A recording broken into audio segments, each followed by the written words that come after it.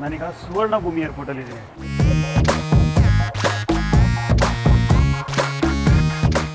ಬ್ಯಾಂಕಾಕಲ್ಲಿ total ನಿಮ್ಗೆ 2 airport ಇದೆ. ಒಂದು ಸುವರ್ಣ ಭೂಮಿ, ಇನ್ನೊಂದು ಡಾನ್ ಮಿಯಾನ್.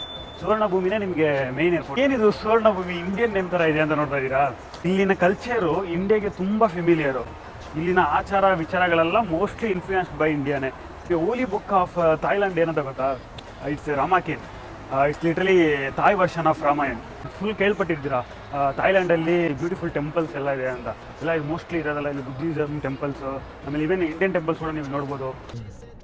ಅಪ್ಪಿ ಇದು ಯಾವ್ದೋ flash back rebel star Ambareesh ಹಳೇದು ಅಕ್ಕಿಲ್ಲ ಬೆಳೆ ಇಲ್ಲ ಚಕ್ರ ಇವಾಗ ಕತೆ ಇದಂಗಿದೆಯಲ್ಲಪ್ಪಿ. ಅದೆಲ್ಲ ಇರ್ಲಿ ಕತೆ. ಇವಾಗ ನೀನ್ ಯಾಕೆ ಏರ್ಪೋರ್ಟ್ ಬಂದಿದ್ಯಾ? ಅಷ್ಟು ಬೇಗ ಹೊಟ್ಬಿಟ್ಟ ಅಂತ ಕೇಳ್ತಿದ್ದೀರಾ? ಬೇಗ ಹೆಂಗ್ ಹೊಟ್ಬಿಡ್ತಾರೆ? ಫ್ರೆಂಡ್ನ ಪಿಕಪ್ ಮಾಡ್ಕೊಂಡು ಬಂದಿದ್ದೀನಿ. ಇಂಡಿಯಾದಿಂದ ಬರ್ತಿದ್ದಾರೆ. ನಾನು ಬೆಂಗಳೂರು ಬಂದಾಗ ಇವರಿಬ್ರು ನನ್ನ ಪಿಕ್ ಮಾಡಕ್ಕೆ ಬಂದರು. ಇವಾಗ ಇವರಿಬ್ರು ಪಿಕ್ ಮಾಡಕ್ಕೆ ನಾನು ಬ್ಯಾಂಕಾಕಲ್ಲಿ ವೆಯ್ಟ್ ಮಾಡ್ತಾ ಇದ್ದೀನಿ. ಥೈಲ್ಯಾಂಡ್ ಬರ್ತಿದಾರಲ್ಲ, ಅವ್ರು ಎಷ್ಟು ಎಕ್ಸೈಟೆಡ್ ಆಗಿದ್ದಾರೆ ಇಲ್ವೋ ನನಗೆ ಗೊತ್ತಿಲ್ಲ, ಬಟ್ ಅವ್ರನ್ನ ರಿಸೀವ್ ಮಾಡ್ಕೊಳ್ಳೋಕ್ಕಂತೂ ನಾನು ತುಂಬ ಎಕ್ಸೈಟೆಡ್ ಆಗಿದ್ದೀನಿ. ಫ್ಲೈಟ್ ಲ್ಯಾಂಡ್ ಆಗಿ 15 ನಿಮಿಷ ಆಯಿತು.